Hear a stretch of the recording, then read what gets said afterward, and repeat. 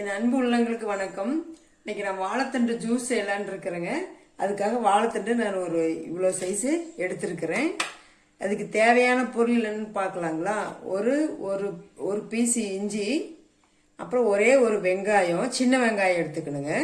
ஒரு டீஸ்பூன் ஜீரகம், ஒரு கால் மூடி எலுமிச்சம்பழம், அதாவது 4ல் 1 மடங்கு இருந்தால் போதும். இப்போ ஃபர்ஸ்ட் நம்ம இந்த வாழைத்தண்டை வந்து கட் பண்ணிட்டு வந்துடலாம். அந்த வாழைத்தண்டை வந்து இந்த மாதிரி கட் பண்ணிக்கோங்க. கட் பண்ணி இப்படி இருக்கும். இப்போ நார், இதில் வாழைத்தண்டு இருக்கிற நார் இருக்கும். இதை அப்படியே இந்த விரலில் வச்சு இப்படி சுற்றுனீங்கன்னா வந்துடும். இப்படி பண்ணினீங்கன்னா இங்கே பார்த்தீங்களா, இந்த மாதிரி வந்துடும். ஈஸியாக எடுத்துக்கலாம். அப்புறம் இதையும் 2ஆக கட் பண்ணிக்கோங்க. ஏன்னா தண்டுனால நமக்கு டக்குன்னு நமக்கு அறப்படாது. அதுக்காக இப்படி இப்படி பீஸ் இந்த மாதிரி 2 பீஸாக கட் பண்ணி போட்டுக்குங்க. நான் இதெல்லாம் கட் பண்ணிட்டு உங்ககிட்ட காட்டுறேன். வாழைத்தண்டு வந்து நம்ம கட் பண்ண வந்து கலர் மாறுங்க, இந்த மாதிரி கருப்பாயிரும். அதுக்காக என்ன பண்ண, ஒரு தனியாக ஒரு குண்டாவில் தண்ணி வச்சுக்கோங்க. அதில் ஒரு கல்லுப்பு கொஞ்சமாக போட்டுக்கோங்க. போட்டு இதில் கட் பண்ணி போட்டுருங்க.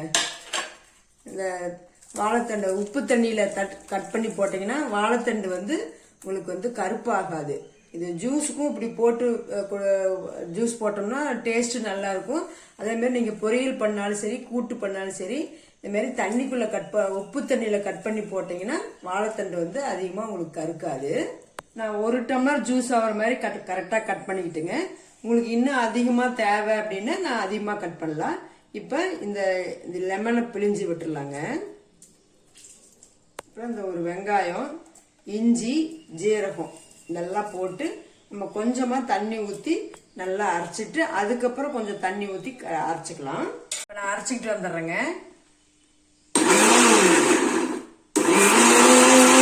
இந்த மாதிரி நல்லா மைய அரைச்சிக்குங்க. இப்போ நம்ம அடிச்சிடலாம்.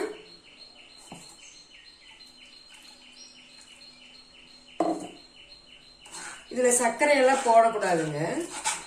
இது வந்து நமக்கு அல்சரா இருக்கு அல்லது வெயிட் லாஸ் பண்ணணும் அந்த மாதிரி இருந்துச்சுன்னா, அல்சருக்குலாம் நீங்க தொடர்ந்து 1 வாரம் குடிச்சாவே போதுங்க, சூப்பரா சரியாகும். இதுக்கு தேவையான கொஞ்சம் உப்பு போட்டுக்குங்க. ஏன்னா வாழைத்தண்டு வந்து துவர்ப்பா இருக்குல்ல, லைட்டா கொஞ்சம் உப்பு போட்டா இன்னும் டேஸ்டா இருக்கும். வாழைத்தண்டு ஜூஸ் சூப்பரா ரெடி ஆயிடுச்சுங்க. நீங்க வந்து கிட்னில கல்லு அந்த மாதிரி ஏதாவது இருக்குது அப்படின்னா இதை நீங்க 1 வாரம் தொடர்ந்து குடிச்சீங்கன்னா அதெல்லாம் கல்லெல்லாம் கரைஞ்சே வந்துருங்க. அந்த அளவுக்கு வாழைத்தண்டு வந்து அவ்வளோ நமக்கு வந்து சக்தி வாய்ந்தது. அந்த அல்சர் சரியாயிரும்.